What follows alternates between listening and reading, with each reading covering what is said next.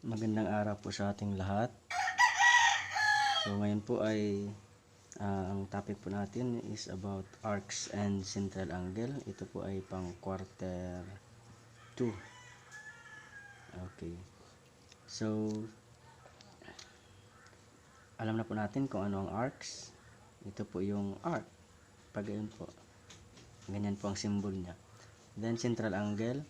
When we say central angle, ang kanyang vertex o ang kanyang point of intersection ng dalawang rays ay makikita po sa central o center ng circle. So dapat po nasa center po yung vertex bago siya matatawag na central angle. Otherwise, kung ang vertex niya ay nasa mismong line ng circle, so ang tawag po sa kanya ay hindi na po central angle. Okay po. So meron po tayong circle dito, circle A, na kung saan si ang measure ni LAM or LAM, angle LAM is 42 degrees. Ang measure ni K or KAH is right angle, that is 90 degrees. At si HAG naman or si GA, that is GAH is 30 degrees. So sila pong lahat ay mga central angle dahil yung mga vertices po nila ay matatagpuan po sa center ng circle. Okay po. So ang hanapin po natin ngayon ay una is the measure of the angle lock. Now, saan po ba ang lock makikita? So L, A, ito. Okay, so para mahanap po si lock, kung ato pong itutuwid si LA hanggang H, si HAL or LA, LAH, siya po ay straight line. Now, alam na po natin na kapag ka straight line, ang measurement po niya ay 180. So, since si K ay right angle na, so ibig sabihin, kalahati na. Then, si Cal ay magiging, or si Lock ay magiging straight line or HAL, straight line HAL, that is HAL minus right angle Cal or K. So si HAL, HAL, substitute po natin, ang sukat po niya is straight, that is 180 degrees minus si K, KAH is right angle. Pag sinabing right angle, ang sukat po niya ay 90 degrees. So 90 degrees. So that means 180 minus 90, that is 90 degrees. Now, ang sukat pala ni lock ay angle lock is 90 degrees. Okay po. Now, ang kasunod po niyan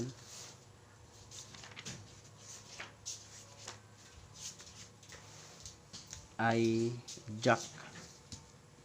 So si jack, saan po si jack? J A K. So ito po, J A K. So measurement of angle J A K.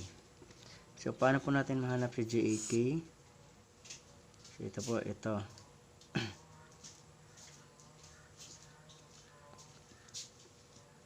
Jack. Okay. So, pag ating itutuwid po, since ito po ang hinahanap, pag idiretso natin ng jam, J, A, M, isang straight po yan.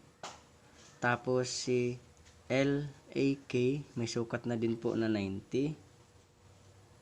Ito po yun, 90. Si lock. Tapos, ang pinahanap ay ito. So, ibig sabihin, para maging straight line, ito po, para maging straight line, at para mahanap ito, i-add mo muna ito, then we're going to subtract 180. Then yung matitira, sukat po dito.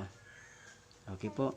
So that is jack is equal to 180 degrees or straight line jump, angle jump minus angle cal.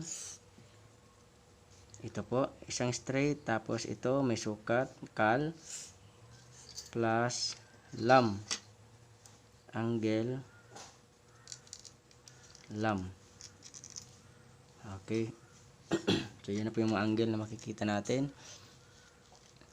So, si cal ay 90 degrees. So, 90 degrees plus si lam ay 42. So, add po natin yung dalawa. That is 90 plus 42 is equal to 132 degrees. Now, 180 minus 132, that is 8, 7, 4. So, meron kang 48 degrees. Okay, tama po. So, itong 180, babawasan po ng total nito. Pagka in-add po natin ito, that will become 132 degrees. So, 132, babawasan natin ang 180 nito, na 132.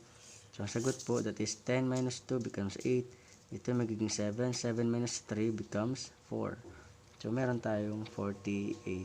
So, ibig sabihin, itong si jack ay 48 degrees. Now, anong kasunod po dyan? Hanapin po natin si LAG. Or ito muna, ito. Si ja. So, ja, that is angle H or JAH. Ito po. Ito po yun. JAH. So, pwedeng now, si ja po, ito po yun.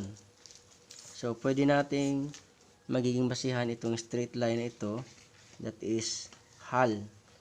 Straight line, hal, it is 180.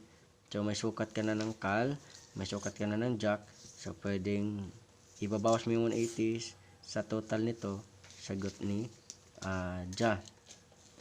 Pwede ding itong isang right angle na ka, ito po, given po yan, babawasan mo ng ito, so yun yung tira niya. So, ito muna ang gagamitin natin para mabilis po, kasi 90 degrees silang dalawa ay. Okay, so ja minus angle 90 degrees ka, that is KAH.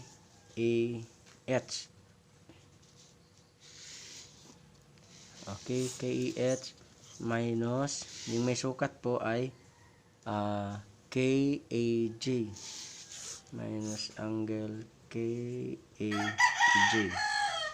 So, si K po ay 90 degrees minus si KAG is 48.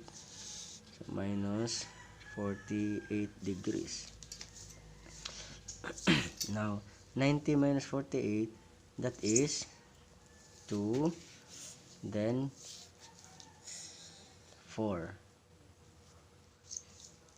So, si ja, ito, JAH is 42. So, 42.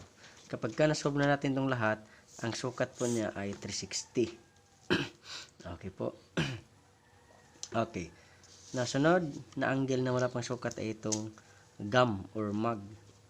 So, measurement of the angle mag is equal to now si mag, pwede natin itong jump. Itong straight line na jump, 180, plus natin itong dalawa, then the remaining will be mag. So, that is jump. Isang straight po, jump.